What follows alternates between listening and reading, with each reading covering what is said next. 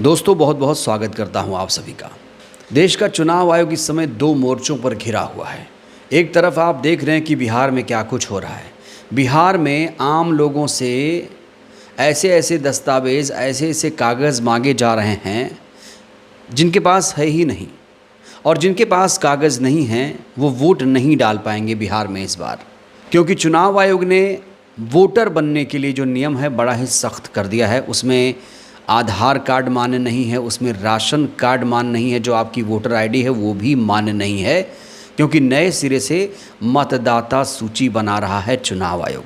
हालांकि विपक्ष इसको लेकर लगातार आवाज़ उठा रहा है, इसको लेकर आंदोलन भी देश में हो रहे हैं।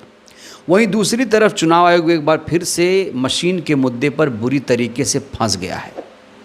एक बार फिर से विपक्षी पार्टियों ने बैलेट से चुनाव कराने की मांग की मुहिम को हवा दे दी है। अभी तक ये मामला शांत था, लेकिन अब फिर से मशीन का मुद्दा गर्म हो गया है। आमतौर पर तो देश की सभी पॉलिटिकल पार्टियां जो विपक्ष में हैं, ख़ास तौर से विपक्ष के तमाम नेता ये चाहते हैं कि चुनाव हमारा मशीन से ना होकर बैलेट से हो। इस बीच इस पूरे सीन में एंट्री हो गई है चंद्रशेखर आज़ाद की। चंद्रशेखर आज़ाद इस समय सुर्खियों में छा गए हैं, क्योंकि उन्होंने भी ईवीएम बैलेट को लेकर जो बात कही है वो इस समय चर्चा का विषय बना हुआ है। वहीं बहन मायावती जी ने फिर से बैलेट से चुनाव कराने की मांग को तेज़ कर दिया है। क्या कुछ कहा है आपको बताएंगे, लेकिन सबसे पहले बात करेंगे हम चंद्रशेखर आज़ाद की। देखिए, सांसद चंद्रशेखर जो हैं, पहली बार कहा जा रहा है उन्होंने ईवीएम को लेकर खुलकर बात की है। आपको बता दें कि 2027 चुनाव के मद्देनज़र सभी पार्टियां अपनी अपनी चुनावी तैयारी कर रही हैं। चंद्रशेखर आज़ाद भी चुनावी तैयारियों में लगे हुए हैं। इस समय चंद्रशेखर प्रबुद्ध जन सम्मेलन कर रहे हैं। कई मंडलों में इनका कार्यक्रम हो रहा है, और इनका जो प्रबुद्ध सम्मेलन हो रहा है इसमें 6 महत्वपूर्ण मुद्दे उठाए जा रहे हैं। जब भी कोई प्रबुद्ध सम्मेलन होता है तो उसमें 6 बड़े इश्यूज़ को उठाया जाता है। इसमें से इनका पहला इशू है ओबीसी की जातिवाद जनगणना का मुद्दा। दूसरा है आरक्षण और संविधान पर विश्लेषण हो। तीसरा है ईवीएम प्रणाली का लोकतंत्र पर प्रभाव। चौथा है दलित, पिछड़े, आदिवासी वर्ग एवं अल्पसंख्यकों और मुस्लिमों पर बढ़ते अत्याचार। पांचवा है प्राइवेट सेक्टर में आरक्षण की मांग। छठवां है मंडल कमीशन की सिफारिशों का पूर्ण क्रियान्वयन। लेकिन जो इनका तीसरा मुद्दा है उसको लेकर चंद्रशेखर आज़ाद सुर्खियों में आ गए हैं।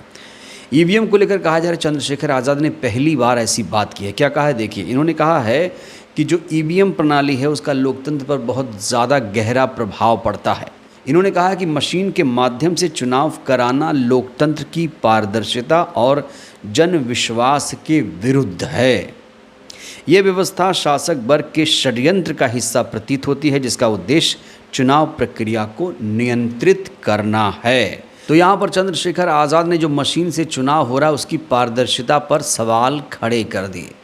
हालांकि बहुत सारे लोग ये कह रहे हैं कि चंद्रशेखर आज़ाद जी को यहाँ पर थोड़ा खुलकर लिखना चाहिए था। यहाँ पर उन्होंने मशीन की तो बात की है, लेकिन उन्हें यहाँ बैलेट की भी बात करनी चाहिए। बात सीधी सीधी होनी चाहिए कि भाई मशीन से चुनाव नहीं हो, बैलेट से चुनाव हो। इस तरह का स्टैंड चंद्रशेखर आज़ाद जी को लेना चाहिए था। हालांकि बहुत सारी जानकारी ये बता रहे हैं कि चंद्रशेखर आज़ाद का मतलब यही है, मशीन के माध्यम से जब चुनाव होता है तो पारदर्शी तरीके से नहीं हो पाता है। जैसा कि आप सब जानते हैं कि पूरी दुनिया में मशीन बैन हो चुकी है, सिर्फ हमारे देश में मशीन चल रही है, वो भी चुनाव आयोग की ही बदौलत। क्योंकि चुनाव आयोग ऐसा चाहता है कि मशीन से चुनाव हो। वो दलील ये भी देता है कि मशीन से काउंटिंग जल्दी हो जाती है, वोटिंग जल्दी हो जाती है। लेकिन मैं आप लोगों से ये पूछना चाहता हूँ, चुनाव आयोग जो दलील दे रहा है, क्या आप लोग उससे सहमत हैं? तो भले ही चंद्रशेखर आज़ाद ने यहाँ खुलकर बात ना की हो, लेकिन एक बात तो साफ है कि चंद्रशेखर आज़ाद को भी मशीन से चुनाव कराना पसंद रास नहीं आ रहा है। इसीलिए शायद उन्होंने इसको एक बड़ा मुद्दा बना लिया है, और कहा जा रहा है कि आने वाले दिनों में चंद्रशेखर आज़ाद इसको लेकर कोई आंदोलन भी कर सकते हैं। लेकिन लोग कह रहे हैं कि चंद्रशेखर आज़ाद को इस बिंदु को थोड़ा सा मॉडिफाई करना चाहिए, बैलेट शब्द भी इसमें जोड़ा जाना चाहिए। अगर वाकई वो बैलेट से चुनाव कराने की मांग कर रहे हैं तो उन्हें साफ साफ लिखना चाहिए यहाँ पर कि चुनाव मशीन से नहीं, चुनाव बैलेट से होना चाहिए।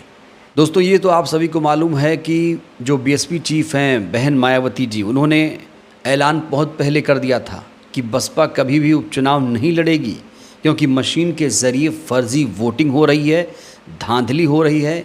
और जब यूपी के नतीजे आए थे उपचुनाव के, तो उन्होंने कहा था कि अब बसपा कभी भी उपचुनाव नहीं लड़ेगी। हालांकि बहन जी के इस फैसले से बहुत सारे लोग इत्तेफाक नहीं रखते हैं। लोग कह रहे हैं कि बहन जी ने ये फ़ैसला सही नहीं लिया है, उन्हें इस तरह का फ़ैसला नहीं लेना चाहिए था। अगर बहिष्कार करना था तो सारे चुनावों का बहिष्कार कर देना चाहिए था। जो बीएसपी के तमाम समर्थक वो चाहते हैं कि बहन जी को भी उपचुनाव में अपने प्रत्याशी उतारना चाहिए, और जैसे विधानसभा और लोकसभा चुनाव में बीएसपी अपने उम्मीदवार उतारती है, उपचुनाव में भी अपने उम्मीदवार उतारे। हालांकि बहन जी ने जो फैसला लिया है, कुछ लोग सहमत हैं तो बहुत सारे लोग इनके फैसले पर असहमति जता रहे हैं। बीएसपी चीफ ने यह भी कहा कि मशीन में धांधली करके बसपा प्रत्याशियों को हराया जा रहा है। मौजूदा सरकार के रहते ईवीएम से चुनाव होना तो बंद नहीं होगा, लेकिन जब सरकार बदलेगी तो बैलेट से चुनाव होगा। जब बैलेट से चुनाव होंगे तो बसपा के भी अच्छे दिन आएंगे। उन्होंने कहा, हमारी पार्टी और पूरा विपक्ष चाहता है कि देश में सभी चुनाव बैलेट से हों।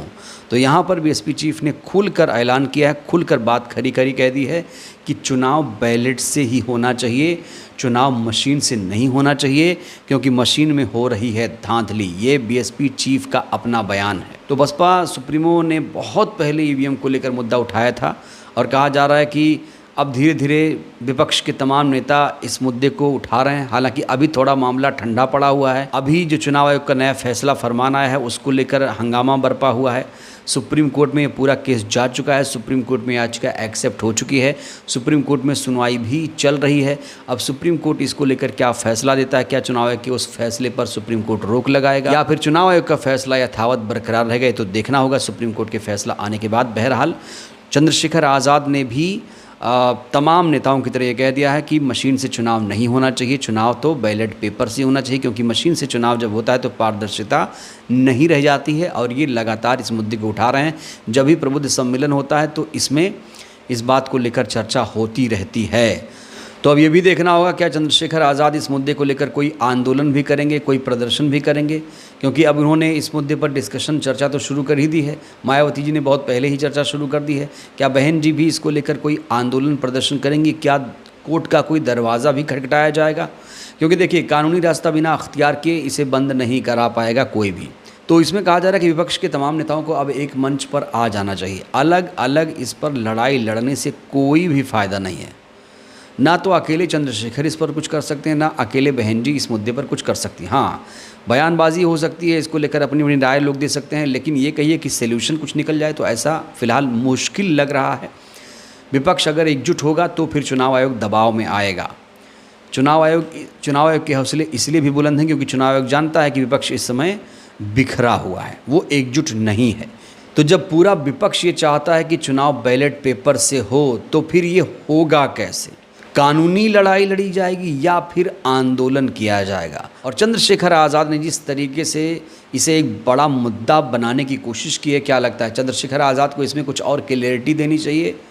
चंद्रशेखर आज़ाद ने जिस तरीके से ईवीएम को बड़ा मुद्दा बनाया, जिस तरीके से वो हर प्रबुद्ध सम्मेलन में इस पर बात करते हैं, क्या लगता है क्या विपक्ष साथ में आएगा? क्या इसको लेकर कोई बड़ा आंदोलन होगा? प्रतिक्रिया ज़रूर दीजिए। धन्यवाद।